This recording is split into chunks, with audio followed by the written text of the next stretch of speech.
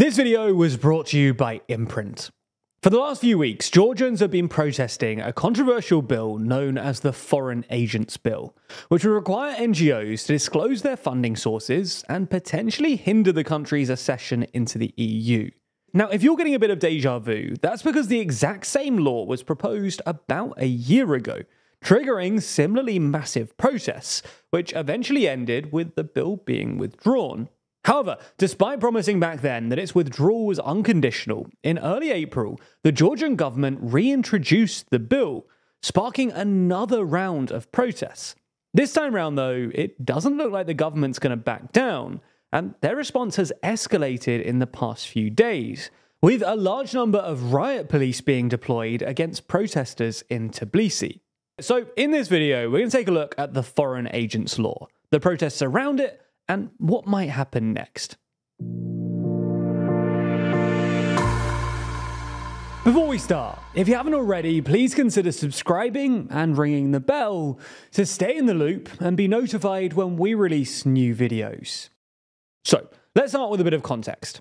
In a way that's not entirely dissimilar to Ukraine pre-2014, Georgia is torn between Russia and the EU. Now, that's because Georgia used to be a member of the Soviet Union, but after achieving independence in 1991, Georgia started steadily drifting westwards towards the EU. Now, this was for the same reason as many other post-Soviet countries drifting towards the EU. EU membership looked like the best way to achieve both political reform and national prosperity, especially after the successful accession of Poland and a whole load of other former communist states in 2004. And polling from the 2000s suggests that something like 75% of Georgians wanted to join the EU. As such, in 2003, Georgia experienced the Rose Revolution, the first of the so-called color revolutions that took place in Georgia, Ukraine, and Kyrgyzstan, which all resulted in the toppling of a pro-Russian government to be replaced by a more pro-Western or pro-EU one. In Georgia, the then-president, who previously been the Soviet Union's foreign minister under Gorbachev, was replaced by Mikhail Saakashvili, who would then go on to hold the Georgian presidency until November 2013. Under Saakashvili, Georgia underwent significant political reforms and pushed for stronger relations with the EU. And in many respects, Saakashvili's presidency was remarkably successful. Georgia went from being 133rd on the Corruption Perceptions Index in 2003 to 51st in 2012. Surpassing several EU countries at the time. Georgia's GDP also increased by 70%, and per capita income tripled between 2003 and 2013. Although it's worth mentioning that Saakashvili's hyper-liberal policies, including abolishing several government ministries, scrapping the minimum wage, and reducing Georgia's tax burden to one of the lowest in the world, didn't do much to help inequality and weren't universally popular. Anyway, Saakashvili tried to accelerate Georgia's westward tilt after the 2008 Russo-Georgian War, which was, in part, caused by the fact that NATO agreed to consider Georgia and Ukraine's membership bids just a few months earlier, and ended with Russia, or at least Russian-backed separatists, de facto controlling about 20% of Georgia. The Russo-Georgian War has many parallels to what happened in Ukraine. For one, it was fought between Georgia's new pro-Western government and Russian-backed separatists in the self-declared republics of South Ossetia and Abkhazia, and the Kremlin falsely justified its interventions on the grounds that Georgia was committing, quote, genocide against South Ossetians. Anyway, Saakashvili responded by cozying up with the EU even more, leading to the creation of the EU Eastern Partnership Programme in 2009. And even though Saakashvili's UNM party was replaced by the more pro-Russian Georgian Dream Party at the 2012 elections, and the Georgian Dream candidate won the 2013 presidential elections, Georgia still continued drifting towards the EU, largely because, well, that's what most Georgians wanted. As such, Georgia eventually obtained a visa-free regime for the Schengen area in 2017, and applied for full EU membership in March of 2022.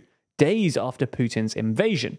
However, in the past couple of years or so, Georgia's relationship with the EU has deteriorated significantly.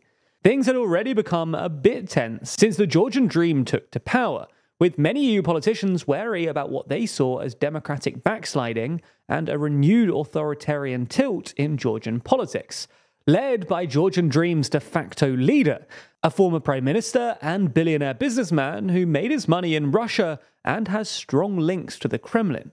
It's not just that either. The Georgian government drastically curtailed the freedom of the press, and in October 2021, when he returned to Georgia, Saakashvili was incarcerated in a prison hospital, having spent the past few years as a pro-Western politician in Ukraine.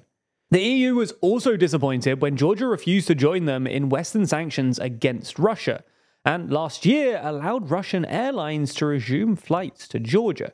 But the big issue between the government and the EU, plus pro-EU Georgians, has been this foreign agents law, officially titled the Draft Law on Transparency of Foreign Influence.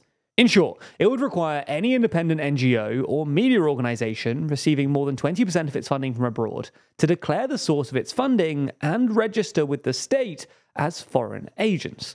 Now, this speaks to wider skepticism among anti-Western countries about NGOs, which they see as a deceptively friendly named vehicle for propagating Western agendas, including, according to Georgian Dream, quote, LGBT propaganda. Anyway, this law mimics a similar law passed in Russia back in 2012, and EU officials, including EU Chief Charles Michel, have said that it is not consistent with EU membership. It's also not popular with the wider public, which is sort of unsurprising given that most recent polls show that 85% of Georgians want to join the EU, and anti-Russian sentiment has also been running high ever since the 2008 war. Nevertheless, the government is apparently ploughing on with it, despite the fact that they had to shelve it last year after massive protests. Nonetheless, this time around the government looks like it's not backing down, and after nearly a month of reoccurring and escalating protests, last week the government deployed riot police to disperse protesters in the capital city. So what's going to happen next? Well, the apparent impasse between protesters and the government has led to some commentators speculating about the possibility of another Rose Revolution. But we think that this looks relatively unlikely in the immediate future for the simple reason that there are elections due in October this year, which should act as a sort of political pressure valve and give the protesters an opportunity to hit back against the government. The Rose Revolution, on the other hand, began literally the day after the 2003 parliamentary elections, which were deemed unfair by international observers. But unfortunately, as unpopular as this law and current government might be, the upcoming elections might end up being a bit disappointing for the protesters, for the simple fact that there's no effective opposition. Georgia has essentially developed into a two-party state, with power oscillating between Saakashvili's UNM party and the Georgian Dream. But the UNM just aren't that popular at the moment either, and the rest of the opposition is just too fractured to provide an alternative that could capitalise on the political momentum behind the protests.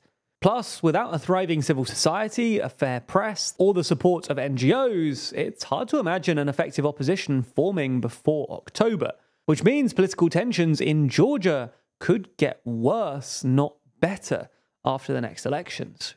Solving conflicts like this is clearly a difficult challenge, but if you want to get better at it personally, then you might want to take Imprint's course on interpersonal dynamics, the psychology of human relationships. Just like TLDR, Imprint is all about turning complex books and topics into something you can learn quickly, conveniently, and visually. It's super quick, with most lessons only taking about 2 minutes to complete, summarizing knowledge from all kinds of topics, using Harvard professors and best-selling authors to teach you the concepts. It's also convenient because it's all housed within their easy-to-use mobile app, letting you replace doom scrolling while you're waiting for your train or coffee with actual learning. It's also visual because, well, look at that app.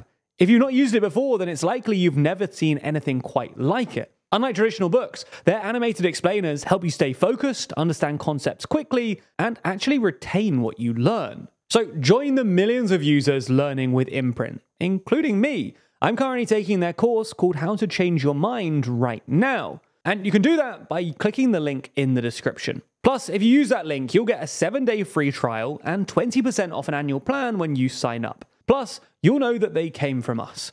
So check it out, support the channel, and thanks for watching TLDR.